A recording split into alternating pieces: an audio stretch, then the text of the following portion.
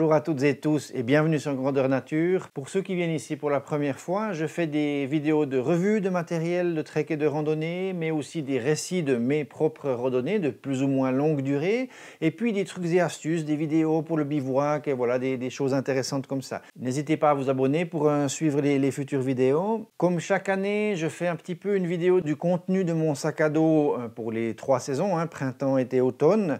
Je l'ai faite juste dernièrement, je vous mets le lien ici. Et puis parfois juste avant le départ j'ai une petite mise à jour à faire parce que j'ai vite changé quelque chose ou décidé de prendre une chose supplémentaire ou abandonner quelque chose. C'est donc le sujet de la vidéo aujourd'hui, donc mise à jour de mon contenu de sac à dos. On avait parlé de parapluie, je vais donc en prendre un. J'ai opté finalement pour le Euroschirm Light Trek Ultra. C'est donc un parapluie argenté qui est anti-UV à 50 SPF. Il a 98 cm de diamètre et pèse 175 grammes. Je le prends sans four, tel quel. C'est pour moi une protection que j'aime bien avoir. Je supporte personnellement pas trop la chaleur. Je suis plutôt un gars du Nord. Et suivant ce qu'on peut rencontrer, bien sûr s'il n'y a pas de vent, des choses comme ça, ça me permet de pouvoir le fixer sur la bretelle du sac à dos et puis d'être couvert. Ça me permet également, quand j'en ai la possibilité, d'être protégé de la pluie, de protéger le sac à dos moi-même. Quand il fait chaud, de pouvoir enlever le chapeau, d'être là à l'ombre, tranquille. Et puis, quand il pleut, de ne pas avoir directement tout le temps la pluie qui coule sur moi. C'est clair que c'est complémentaire. Je prends quand même mes habits de pluie parce qu'il y a beaucoup de situations vraiment dans des milieux un petit peu pierriers, un peu périlleux comme ça. Dès qu'il y a du vent ou que la pluie va latéralement, on est obligé d'avoir une protection différente. Je vous en ferai un retour après, comme pour tout le matériel, après ma randonnée. Je fais des retours bien sûr d'expérience. Ensuite, une autre chose qui est très difficile à moi pour prendre une décision, il s'agit des crampons. L'année passée, sur la HRP, j'avais pris des crampons, les Petzl Leopard Flex Lock. Donc c'est des crampons alu à dents assez longues pour bien accrocher dans la neige, qui se mettent par-dessus les souliers avec un système de sangle. Ce n'est pas des crampons donc, automatiques, fixes, durs pour les grosses boots rigides, mais pour des souliers de randonnée assez souples. Et puis, bon, bien évidemment, ils étaient restés complètement dans le sac à dos tout le temps. C'était la canicule, il n'y avait quasiment pas de névé, en tout cas pour la portion que j'ai fait de la HRP l'année passée. Cette année se repose à moi finalement la question. Dans la première liste de matériel, j'en ai pas parlé du tout, je ne les ai pas inclus, j'avais donc pas prévu de prendre de crampons. Une chose qui est sûre, c'est que le piolet, par contre, je ne vais pas le prendre. C'est quand même de la randonnée d'été, c'est clair que c'est une sécurité pour l'arrêt, mais je vais me limiter à peut-être une sécurité pour ne pas décrocher, ça veut dire les crampons si c'est un peu verglacé ou si la neige du névé est trop dure. Si on passe dans l'après-midi, la plupart du temps on arrive à tailler des marches et tout. Simplement cette année, je pars avec des chaussures qui sont des chaussures de trail, la Sportiva Jackal. Ça ne correspond quand même pas tout à fait aux La Sportiva TX4 qui sont des chaussures d'approche beaucoup plus rigides sur lesquelles on arrive à fixer par exemple les Leopard FL, donc mes crampons de l'année passée. Donc là, j'ai dû, dans mon choix, en fait je me suis équipé parce qu'il y a quand même pas mal de fois où je mets des chaussures de trail en randonnée avec ces crampons là. Donc c'est des crampons de chez Grivel. Voilà, c'est donc des mini crampons mais qui sont pas micro, voilà, si on peut dire comme ça. Les dents d'accroche vraiment de tout devant ici sur la pointe, là où on a vraiment la propulsion, elles ont 1,5 cm de longueur, de hauteur. Ensuite les dents du dessous, vraiment sous le devant du pied ici, c'est 1,2 cm. Et puis de nouveau sur l'arrière, on a 4 dents ici de 1,5 cm. On a une articulation ici sur la plaque pour avoir quand même un meilleur déroulé de pied, pas qu'on ait de soucis. Et puis sinon, c'est des chaînettes ici de jonction. Alors il y a d'autres crampons qui sont plus légers que ceux-là. Le problème ici, si on veut, ce qui pèse aussi pas mal, c'est toute cette structure en gomme, là, en silicone, en caoutchouc, enfin bref, je ne sais pas quoi, disons élastique, et c'est ça que j'avais besoin pour la fixation vraiment sur des chaussures de trail, parce que ça englobe plus facilement, puis ça tient quand même beaucoup mieux. Depuis, les modèles Gravel, comparés à d'autres, ont ici une sangle en velcro qui permet de pouvoir être sûr que le tout ne puisse pas tout à coup glisser et s'en aller. Donc en XL comme ceux-là, ça pèse 500 grammes. Alors 500 grammes, c'est 500 grammes. C'est quand même quelque chose.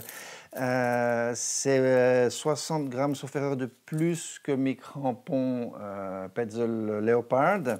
Je suis vraiment en réflexion. C'est clair que pour le 99,5% du temps, il reste dans le sac, donc ça plombe hein, par rapport à toute ma recherche d'allègement du sac à dos, du matériel et toutes les concessions. Maintenant, il est clair qu'on parle de sécurité, il est clair aussi que je vais rencontrer des névés et bien plus que sur la HRP, donc dans les Pyrénées, qui sont des montagnes premièrement un peu moins hautes, hein, donc ça c'est la première chose, et deuxièmement dans une latitude différente, donc dans les Alpes, je vais avoir un peu plus de névé. Je partirai un tout petit peu après mi-juin, vers le 20 juin, disons c'est troisième semaine de juin, donc il y a encore pas mal de traces, il y a des cols qui vont être quand même enneigés. Très honnêtement, je ne suis pas encore à 100% décidé. Sous cette vidéo, dans la description, vous trouvez toujours le lien vers ma liste Lighter Pack avec tous les poids, les photos, les liens pour trouver les articles que j'utilise. Et surtout, cette liste, elle est en live, si on veut, dans le sens où elle est mise à jour. Ce n'est pas une liste fixe, donc dès le moment où je vais prendre ou pas prendre quelque chose, je le rajoute et puis vous aurez toujours l'actualité avec vraiment ce que je porte sur le moment. Je les prends sans leur petit sac qui est relativement léger, mais bon voilà, c'est de nouveau quelque chose qui ne sert à rien parce qu'ils sont super compacts, c'est assez plat, c'est beaucoup plus compact que les Petzl Leopard, déjà à cause des hauteurs des dents, hein, mais en plus on peut les les plier comme ça, puis je les mets au fond de la poche principale extérieure du sac, comme ça au fond, superbe, voilà. Par rapport à l'encombrement, c'est assez cool, ça c'est sûr.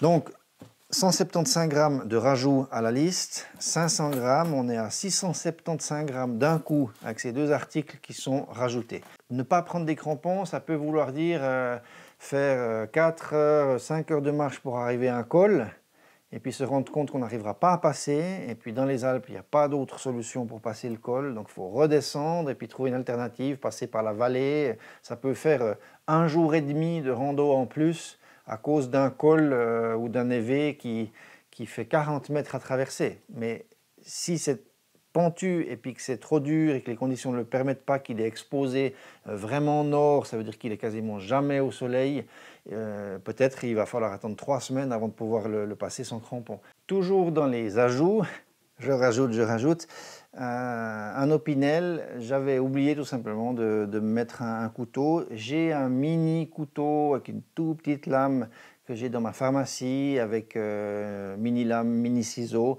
mais je préfère le garder celui-là pour vraiment justement pour pharmacie, couper des sparadraps, voilà, si je dois faire quelque chose qui soit propre. Et puis ben voilà, un opinel standard. J'avais le 6, j'ai pris le 7 cette année, c'est un tout petit peu mieux dans ma main pour la tenue en fait. C'est pas beaucoup plus lourd, modifié comme cela, donc j'ai juste raboté ici, parce que j'aime pas trop la pointe qui vient normalement, mais il fait 33 grammes, c'est le numéro 7, une lame carbone, c'est un choix vraiment que je fais moi-même. Je n'aime pas les lames en inox, je préfère les lames carbone. C'est pas une histoire de rouiller, elle se marque, c'est clair, hein, avec un peu l'humidité et tout. Par contre, surtout en randonnée, avec tout ce qui concerne l'aiguisage et compagnie, c'est des lames vraiment super faciles à aiguiser, sans avoir à prendre de pierres ou de choses comme ça sur une balustrade en métal, une surface, j'arrive à les rendre de nouveau aiguisées. Beaucoup plus facile donc sur l'entretien, et puis de toute façon ben, je le lave pas trop dans le sens où je le laisse un peu gras, du saucisson comme ça, ce qui fait que ça protège la lame en carbone. Voilà, c'est une nettement meilleure qualité d'acier et d'entretien d'aiguisage, selon mon expérience depuis longtemps. Opinel, c'est léger, simple, efficace, c'est une lame bloquante en plus, donc c'est quand même un certain confort, voilà, j'aime beaucoup. 33 grammes en plus. Une autre chose que je vais rajouter à mon contenu de sac à dos, là ça concerne l'électronique, c'est pas du tout quelque chose qui est obligatoire, c'est même une grosse pièce, hein. Cette année j'ai augmenté de, on va dire en gros 500 grammes mon électronique, c'est beaucoup. C'est pour pouvoir voilà, faire les vidéos de cette chaîne en randonnée. Jusqu'à maintenant, j'avais toujours fait avec un smartphone. J'ai investi dans une GoPro, la dernière, la Hero 8. Elle est intéressante parce qu'elle permet de filmer en linéaire, ça veut dire sans distorsion, hein, pour pas toujours avoir cet effet GoPro un peu fish eye comme ça. Et puis surtout, la stabilisation sera nettement meilleure qu'avec mon smartphone. Donc j'ai deux appareils maintenant pour pouvoir un petit peu augmenter la qualité. Je pars aussi avec un micro sans fil que j'utilise maintenant en ce moment pour enregistrer. Et puis, je rajoute là encore un système pour la GoPro exprès de filtre ND. Donc, Neutral Density Filters, c'est, pour faire simple, c'est des filtres qui limitent l'entrée de lumière dans un objectif, photo, GoPro, etc., ou caméra vidéo. Et puis, ça permet de pouvoir rester assez bas dans les vitesses d'obturation. Ça, c'est la première chose. Dans la captation vidéo, ça veut dire qu'on arrive à garder des mouvements fluides et pas saccadés. Donc, on n'est pas dans des obturations à des milliers par seconde. Et de plus, ça permet de rester à des grandes ouvertures qui font normalement monter trop de lumière, justement, mais qui permettent un flou un petit peu en arrière plutôt que de quelque chose de très acéré. Donc c'est voilà, c'est technique vidéo pure.